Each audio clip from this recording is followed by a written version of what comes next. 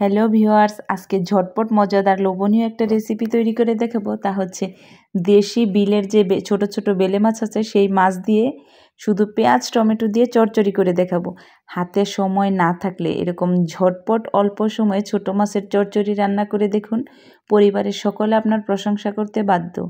তো প্রথমে একটা কড়াই নিয়ে নিলাম, এর মধ্যে 1 কাপের মতো পেঁয়াজ কুচি, বড় সাইজের একটা টমেটো কুচি করে নিয়েছি, আর কিছু কাঁচামরিচ মাঝখান থেকে চিড়ে দিয়েছি।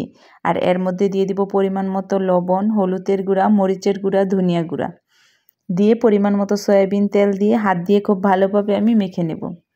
তো এরকমভাবে যে কোনো ছোটো মাছ, তা বেলে মাছ হোক বা যে কোনো মলা মাছ, যে কোনো ছোটো মাছের চচ্চড়ি যদি করা হয় তাহলে খেতে কিন্তু ভীষণ ভালো লাগে।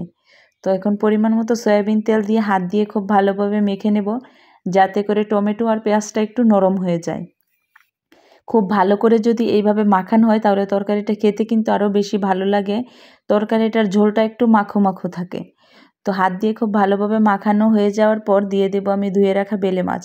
বেলে মাছ দিয়ে খুব বেশি মাখানো যাবে না, খুব আলতো হাতে মশলার সাথে আমি মিশিয়ে নেব। দেখুন খুব সুন্দর করে কিন্তু মশলার সাথে আমার মিশানো হয়ে গেছে। এখন অল্প পরিমাণ দিয়ে দিব পানি।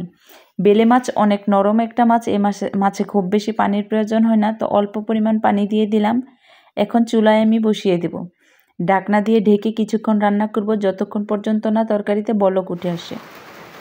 দেখুন তরকারিতে কিন্তু খুব সুন্দর বলক উঠে এসেছে। এই পর্যায়ে ঢাকনাটা উঠিয়ে আমি রান্না করব। খুব আলতো হাতে একটু নেড়ে চেড়ে দিচ্ছি, আর এই পর্যায়ে লবণটা চেক করে দেখিয়ে নেবেন।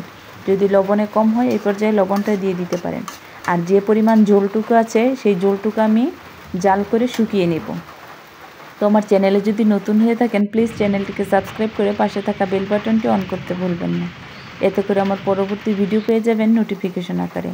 তো ঝোলটা আমার যখন প্রায় শুকিয়ে যাবে সেই পর্যায়ে এসে আমি কিছু ধনিয়া পাতা কুচি দিয়ে দেব। এই ধনিয়া পাতাটা দিলে কিন্তু ছোটো মাছের চচ্চড়ি খেতে আরও বেশি ভালো লাগে।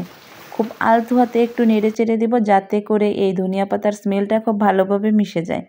তরকারি থেকে দেখুন খুব ভালোভাবে পানিটা কিন্তু শুকিয়ে গেছে এবং উপর দিয়ে তেলটা ভেসে আসছে। আমার কিন্তু এই ছোটো মাছের চচ্চড়ি রান্নাটা কমপ্লিট। একেবারে অল্প সময়ে মাত্র 10 মিনিট সময় থাকলে এইভাবে আপনারা যে কোনো ছোটো মাছের চচ্চড়ি করে পরিবারের সকলের সামনে উপস্থাপন করলে এক তরকারিতেই পরিবারের সকলে সন্তুষ্ট। সবাইকে অসংখ্য ধন্যবাদ। খুদা হাফেজ।